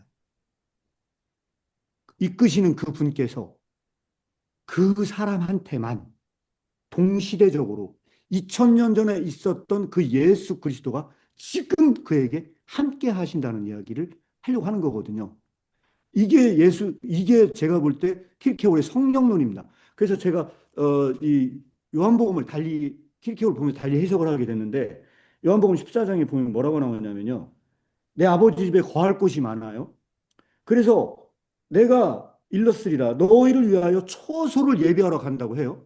자, 그럼 여기서 처소를 예비하러 간다고 하는 이야기가 이끌겠다는 이야기에 와서 굉장히 일맥상통하는 부분이 있습니다. 근데 제가 이 킬케고르 공부하기 전까지는 이걸 어떻게 해석을 했느냐? 아, 저 천국에 올라가셔서 처소 예비하나 보다 생각을 했어요. 그래서 제가 이거를 곰곰이 공부를 하다가 14장을 보면서 갑자기 제가 뚜껑이 확 열린 거예요. 왜 그러냐면 그 다음에 어떤 말이 나오냐면 이건 내재적 재림이다. 그래서 제가 논문에도 그런 얘기 썼거든요. 이거는 저 하늘나라의 천상에 간다는 게 아니고 그리스도께서 내려오셔서 내재적인 재림으로서의 처소다. 제가 그렇게 확신한 게 그 다음 구절에 이런 말이 나옵니다. 뭐라고 나오냐면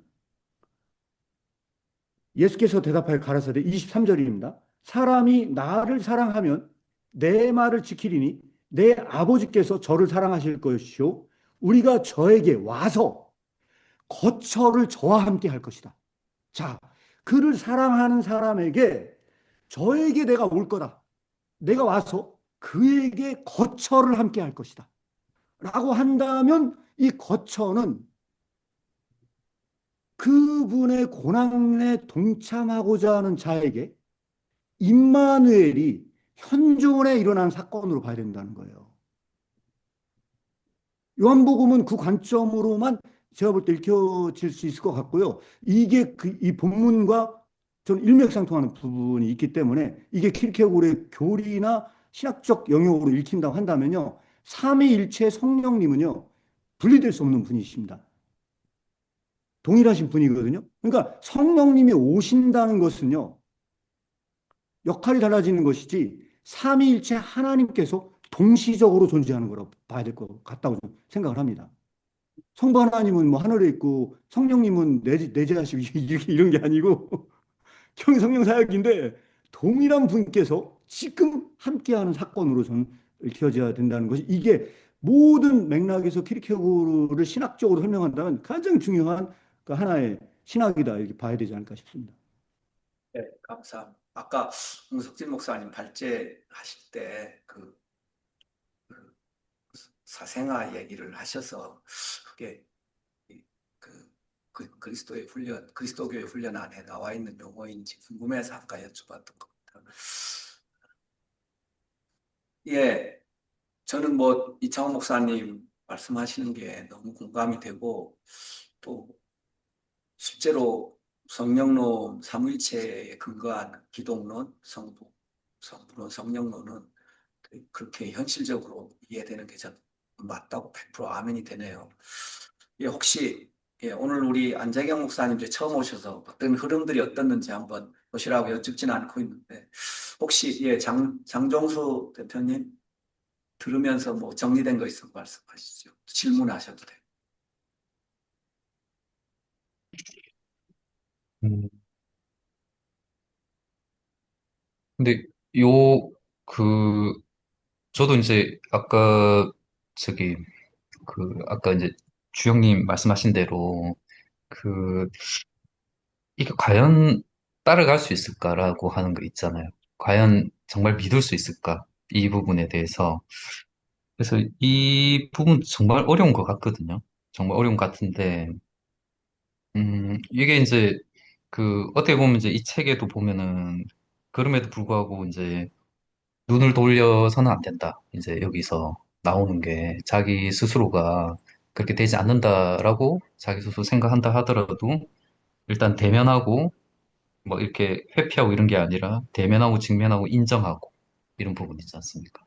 눈을 돌리지 않는 그런 태도. 계속 자기가 계속 그 질문을 끌고 가는 거죠. 그러니까 이제 그런 태도가 있다면 결국은 이제 어떤 죄의식 부분에 대한 부분이라든지 스스로 어떤 부끄럽기도 하고 겸손한 그런 부분들 이제 그런 부분들을 끌고 사실은 살아갈 거잖아요. 그러니까 그리스도인들의 모습이 사실 그렇게 비춰져야 되고 그리고 이제 아까 그 그리스도인을 이제 예수님께 이끌어올리는 태도가 뭔가를 막 성취하고 무찌르고 이런 태도가 아니고 사실 그 고난을 같이 감수해 내려고 하는 태도. 내가 그때 당시에 정말 예수님과 동시대에 있었다고 한다면 나는 정말 따라갔을 것이냐. 예수님께서 나를 따라오라고 했을 때 마태처럼 그만두고 내가 따라갈 수 있는 그럴 만한 용기가 있었을 것이냐라고 하는 부분에 대해서 이제 사실 이제 그런 고난을 감수하려고 하는 그런 태도를 가지고 가야 된다라고 하는 거를 이제 키르케고가 계속 이야기를 하는데 저는 그런 생각이 들거든요. 제가 이거 읽으면서도 키르케고르도 아마 못했을 것이다. 자기가 정말 여기에 대해서 떳떳하게 자기가 자기는 할 수 있다라고 말을 못하지 않았을까. 그렇지만 키르케고르가 진짜 바랬던 거는 전 뭐라고 생각하냐면은 자기가 실천할 수 없기 때문에 그거를 밑으로 끌어내리는 행동을 하지는 않으려고 했던 거라고 생각이 들거든요. 그러니까 맞는 거는 맞는 거로 일단 기술을 해놓고 자기가 그거는 실천하고 실천하지 않는 건 그 다음 문제인 거고 일단은 그래도 맞다라고 생각하면 그건 그대로 해놓자 라고 하는 게 사실 킬케고르 저술에 계속 나타나는 특징이 아니냐 제가 봤을 때는. 근데 그거 정말 좀 이런 글이 저는 사실 되게 드물다는 생각이 사실 들거든요. 어떤 면에서 보면 이런 글을 쓰게 되면 니는 그렇게 할 수 있냐고, 당신 그렇게 사냐고 당장 그렇게 물어보잖아요. 근데 그게 아니라 그럼에도 불구하고 나는 그냥 이게 옳다고 생각하니까 내가 그걸 적었고 이제 실천과 이런 부분들 역시 큐르케고도 역시 마찬가지로 자기가 겸손함과 뭐 두려움과 떨림 속에서 계속 고민하면서 걸어가지 않았겠냐는 생각이 들거든요. 그래서 저는 이게 이제 그리스도인들의 태도에 대해서 하나 좀 말해줄 수 있는 부분들이 있다. 이런 부분들이. 그런 태도가 있어야 되는데, 사실 그리스도인들의 기본적인 태도를 보면 되게 즐겁고, 뭐, 이게 되게 뭔가 성취지향적이고, 선민적인 느낌이 오히려 들고, 막 이렇잖아요.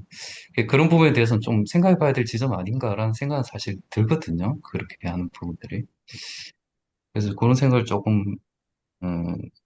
그런 생각이 조금 들었습니다. 그리고 이제 제가 또 한 가지 더 든 생각이 또, 예를 들어서 이제 우리가 그런 거 있잖아요. 킬케고르가 요 책 앞에 보면 막 그런 얘기가 있거든요. 그러니까 자기가 살아가야 되는 삶을 그냥 이제 살아가라. 예를 들어서 아까 이야기한 것처럼 이걸 다 못 따라간다 하더라도 자기가 눈을 돌리지 말고 대면하고 직면한 상태에서 자기 앞에 놓여져 있는 삶을 그냥 즐겁게 살아가라. 그러니까 하나님께서 언젠가 알려주실 것이다. 하나님께서 언젠가 당신이 뭘 해야 될 때가 되면 반드시 그때 알려주실 거니까 그 전까지는 자기가 닥쳐있는 그 삶을 열심히 그렇게 재밌게 살아가라고 이런 내용이 앞에 나오더라고요.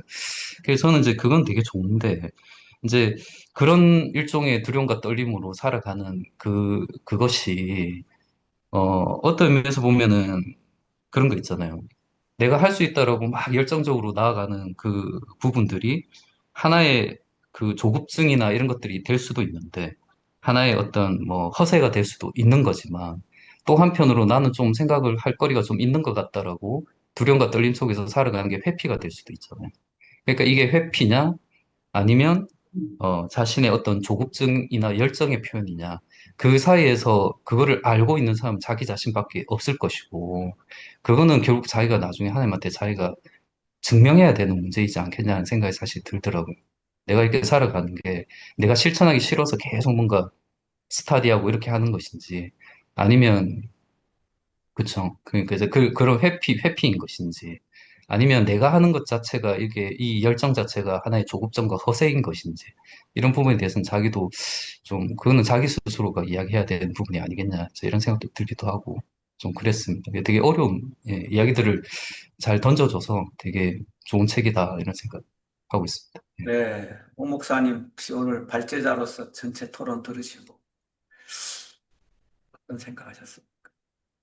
근데 뭐 전체적으로 다 좋은 말씀하시고 각자 감상도 너무 좋았고 발제자로서 또 정리를 좀 하자면 오늘 이제 두 가지 비유가 나왔잖아요.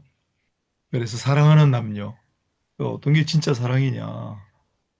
그 아픔까지 사랑할 거야 노래가 떠올라요.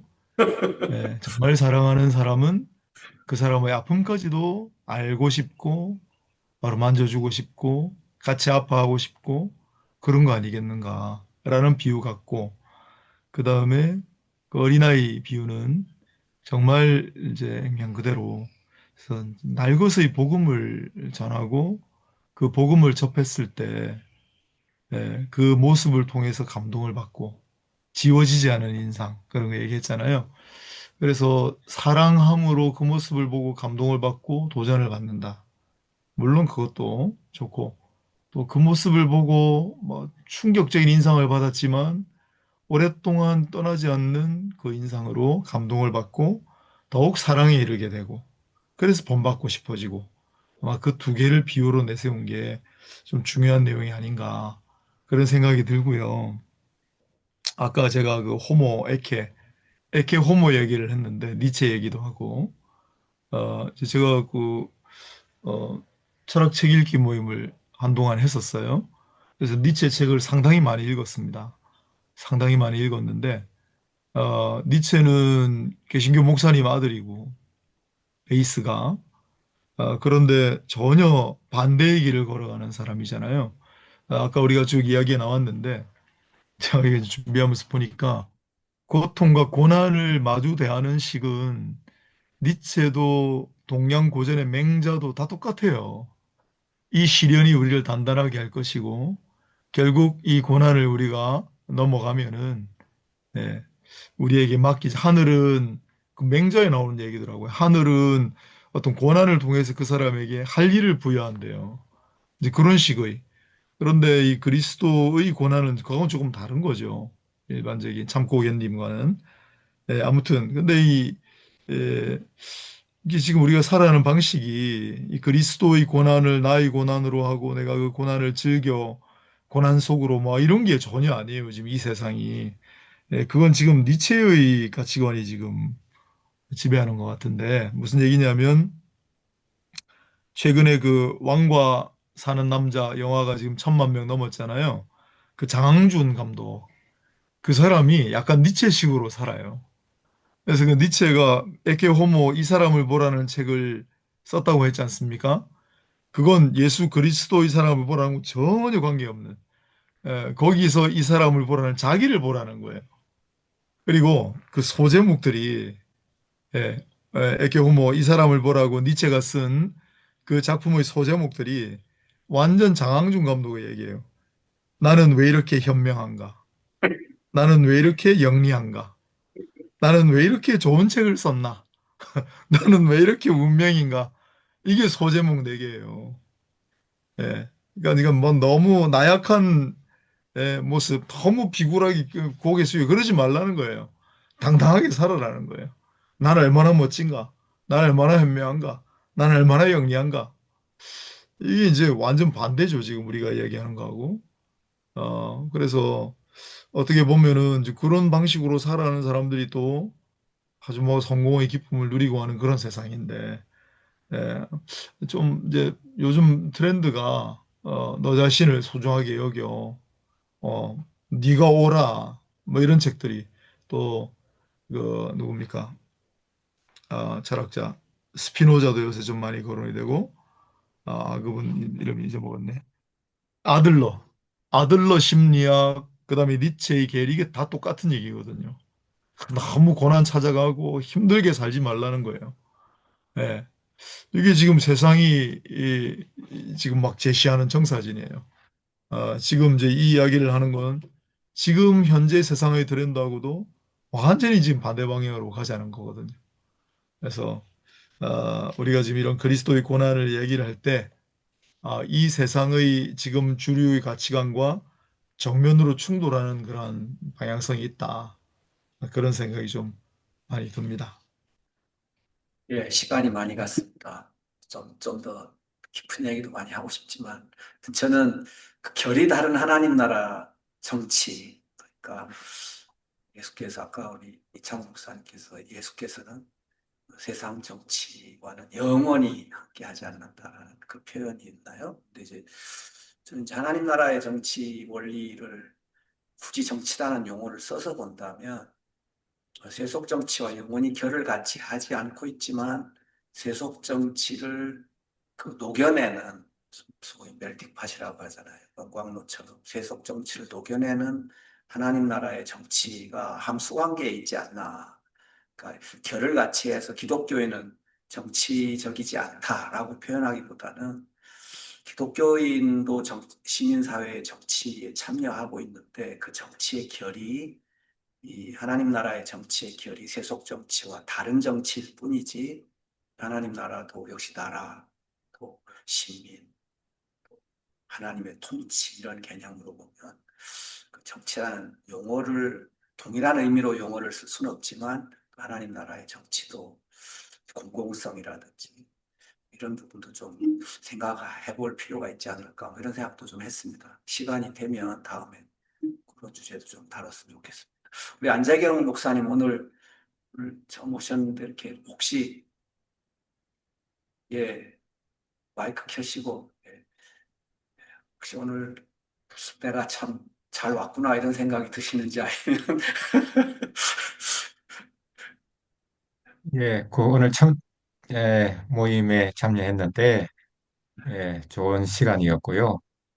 이제 공교롭게 어제 제가 이제 설교한 것이 요즘 이제 사순절 지나고 있기 때문에, 이제 베나산상 사건을 이제 설교하면서 이제 설교 제목이 영광의 눈 멀면 주님을 못 본다. 이제 이렇게 제가 이제 제목을 이제 잡고, 이제 제자들조차 이제 변화되신 예수님 모습을 보면서 이제 초막셋을 지고 여기 있겠다라고 한 게 사실은 이제 영광에 눈이 먼 거다. 그렇게 이제 제가 설교했는데 오늘 주제 영광과 더불어서 같이 나와서 이제 더 좋았고요. 어, 이제 뭐 영광이 눈에 보이는 거니까 현대 사회에서 우리 기독교인들조차도 눈에 보이는 것, 눈을 확 사로잡는 것, 그게 그냥 빠져들어가지 않는가 그런 생각을 하고 그래서 이제 하늘에서 들리는 음성이 이제 내가 사랑하는 자, 내가 택한 자니 너희는 그의 말을 들어라. 그래서 눈을 감고 우리는 귀를 열어야 된다. 주님 말씀, 내가 죽으러 간다라고 하는 그 주님의 말씀을 따르는 그것이 참 영광이다. 이제 그렇게 이제 설교를 했는데 오늘 주제와도 이제 연결이 되어서 참 좋았습니다. 자, 우리 안 목사님이 그 미학에 관심이 많으셔가지고 그 예, 예. 미술가 그 고흐인가요? 아니면 쓰신 예, 코 렘바란트, 이렇게 렘브란트 책을 고 냈죠. 책을 아, 내셨죠.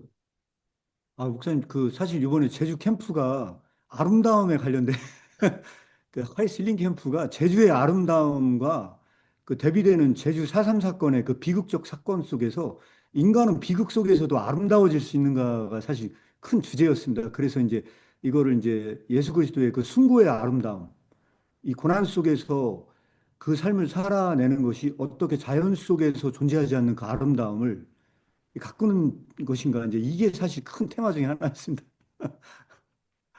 진짜 저는 그 부분에 너무 관심이 많아요. 그러니까 하나님의 피조물들 속에서 아름다움을 찾는데 사실 아까 우리 이창호 목사님 잠깐 언급하셨잖아요. 하나님의 형상을 가진 인간이 얼마나 아름답고 그 하나님의 형상에 이끌리는 그 성화의 기쁨을 누리는 그 고난 속에서 이 영광의 신학을 추구하는 자들이 경험할 수 없는 고난 속에서 누리는 그 하나님의 형상이 발현될 때 나타나는 그 인간의 아름다움, 그 부분이 사실 킬케고의 미학과도 연관이 있지 않을까. 그 그래서 주제도 좀 다뤄야 돼. 제 나름대로 그냥 그렇게 해석을 하고 있거든요. 영광은 결국 아름다움의 극치다. 그 관점을 해석을 하고 이제 언제 그게 나타나느냐? 그게 진과 선이 일치됐을 때, 그러니까 나타났을 때, 그게 현실적으로 나타나는 삶이 됐을 때, 그게 진짜 그리스도인의 아름다움의 어떤 그런 걸로 좀 해석을 하고 있습니다. 이게 목사님 쓰신 책이 이게 렘브란트의 하나님이고 오, 고흐의 하나님하고 두 권인데 너무 좋은 책이에요. 아, 그 저자시군요. 예, 예. 반갑습니다. 아, 제가 이 책 너무 좋아해요. 네. 아, 정말 우리 안 목사님 영광입니다. 참 고뇌하시는 분이고 제가 이전부터 교제하면서 조금씩 같이 또 네. 이런 공부를 같이 해왔는데 안 목사님 오늘 오셔서 참 너무 감사하고 행복합니다. 이 책 한번 사서 보세요. 너무 좋아요. 네. 고흐의 하나님, 렘브란트의 하나님. 예, 우리 장호 목사님 광주에도 또 우리 킬케고를 연결하는 또 안 목사님 함께 하셨으니까 서로 교제가 계속되었으면 좋겠습니다. 예, 감사합니다. 오늘 우리 장종수 대표님 기도하시고 마무리하면 좋겠습니다. 네. 기도 마이크 켜셔야 됩니다. 네, 하나님 아버지, 저희들 또 이렇게 모여서 같이 스터디할 수 있도록 또 좋은 시간과 또 이런 또 좋은 기회를 허락해 주셔서 감사합니다. 하나님 아버지, 오늘 또 저희들 하나님께서 여러 가지 각자의 마음속에 그런 깨달음을 주시고 또 그런 씨앗들을 뿌려 주셨을 것이온데 이것이 또한 잘 자라고 잘 발화되어 저희들이 보다 더 하나님 아버지를 보다 더 잘 이해하고 보다 더 바르게 믿는 그런 길로 음. 각자가 나아가게 저희들을 인도하여 주시옵소서. 하나님께서 정말 높은 곳에서 저희들을 끌어올리시는 그런 역사가 저희들 각자의 인생에 임할 수 있도록 하나님께서 인도하여 주시고 함께하여 주시옵소서. 다음번 또 스터디 모임까지 각자 인생을 하나님께서 함께하여 주시고 그 길을 인도하여 주시옵소서. 감사드리며 이 모든 사랑 우리 주 예수 그리스도 이름으로 기도드렸습니다. 아멘. 아멘. 아멘. 네, 수고하셨습니다. 수고하셨습니다. 감사합니다. 안녕히 계세요. 감사합니다. 네. 네. 아이, 좋은 질문이 말씀 한 감사합니다. 가지 주셔서. 있는데요. 네, 예. 그 금방 그리스도인의 훈련이란 책이 이제 절판이 됐다면 혹시 이렇게 뭐 복사를 해서 이렇게 같이 보시는지 구할 수 있는지 궁금하거든요. 전자책으로 구입이 네, 가능해요. 이북으로 가능합니다. 아, 전자책요. 예, 네네. 알겠습니다. 예. 저는 아, 이북으로 그리고 저기, 샀습니다. 그리고 곧 1, 2부는 곧 출간 예정입니다. 4월 달에 책 나올 예정입니다. 예, 새 새로운 번역으로. 네, 번역본으로. 예. 예, 감사합니다. 알겠습니다. 감사합니다. 네, 고맙습니다. 네, 수고하셨습니다. 아유, 네, 반갑습니다. 다음 주에 뵙겠습니다. 네. 렘브란트. 아이, 신기합니다. 예, 좋은 밤 되세요.